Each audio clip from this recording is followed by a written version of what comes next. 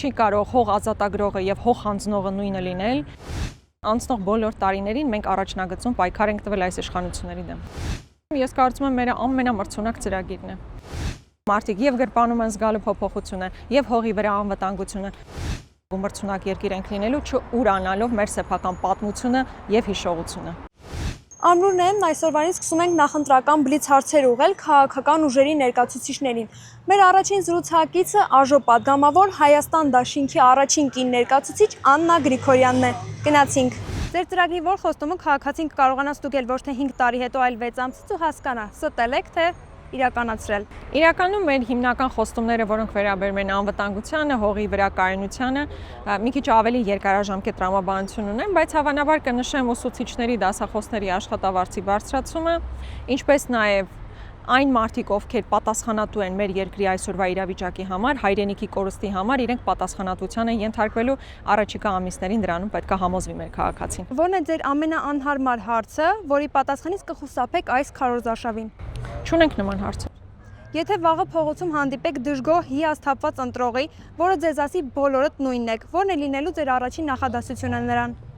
Նախ բոլորը նույնը չեն, չի կարող հող ազատագրողը եւ հող հանձնողը նույնը լինել, չեն կարող ուղղակի այդ մարդիկ նույնական լինել։ Եվ հետո ես ուղղակի կհիշեցնեմ մեր անցնող տարիների պայքարը, որ երբ որ մնացած բազմաթիվ ուժեր, որոնք այսօր կան ու շատ ուրախ ենք, որ կան, հիմա նոր սկսում են պայքարել, անցնող բոլոր տարիներին մենք առաջնագծում պայքար ենք տվել այս իշխանությունների դեմ։ Ձեր մրցակիցներից որ մեկ լավ գաղափարը կվերցնեք ու կիրականացնեք, եթե ընտրվեք ու հաղթեք։ Մրցակիցներից հավանաբար ընդդիմադիր,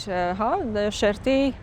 մրցակիցների մասին է խոսքը, իրականում ես կարծում եմ մեր ամենամրցունակ ծրագիրն է։ Որ խոստումը չեք տալիս ընտրողին, որովհետև գիտեք այն պարզապես գեղեցիկ սուտ կլինի ու երբեք չեք կարող իրագործել։ Մեր առավելությունն այն է, որ մենք իրատեսական ծրագրեր ենք ներկայացնում, մեծ խոստումներ չենք տալիս, բայց շատ իրատեսական կոնկրետ առաջարկներ ենք ներկայացնում։ Իսկ եթե ընտրվելուց հետո չկատարեք ձեր գլխավոր խոստումը, ինչպես պետք է քաղաքացին ձեզ պատժի։ Ցանկացած քաղաքացի իր պատիժը դրսևորում է ընտրություններով, այսինքն ընտրության քվեարկությամբ ինքը կորոշի մենք իրականացրել ենք այն բոլոր խոստումները, որ տվել ենք, թե չէ։ Ձեր թիմում ով է այն մարդը, ով կարող է ձեզ ասել սխալվում եք ու դուք նրան կլսեք։ Ցանկացած գործընկեր, որ ինձ ասի սխալվում եմ ու ներկայացնի պատճառը, ես բոլորին էլ կընդունեմ։ Իշխանության գալու դեպքում որ որոշումն եք պատրաստ ընդունել, նույնիսկ եթե այն ձեր վարկանիշի վրա բիծ թողնի։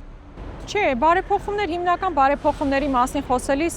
ինքը ոլորտը ավելի լավին է տանում եւ ոչ թե հակառակը, հետեւաբար վարկանիշի անկում չի լինի, ընդհակառակը հասարակության կյանքը լավարկելուն է գնալու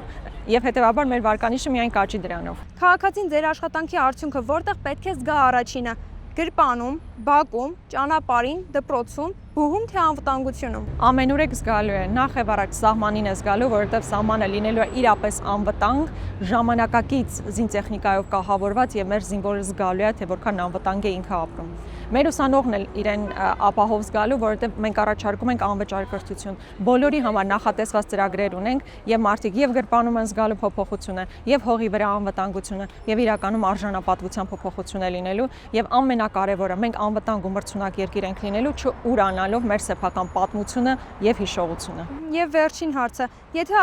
եթե այս ընտրություններից հետո ձեր մասին պետք է հիշեն մեկ նախադասությամբ, ո՞րն եք ուզում որ լինի այդ նախադասությունը։ Ընտրություններից հետո այո, փոփոխություն բերած ուժը։ Շնորհակալ եմ։ Ես եմ շնորհակալ։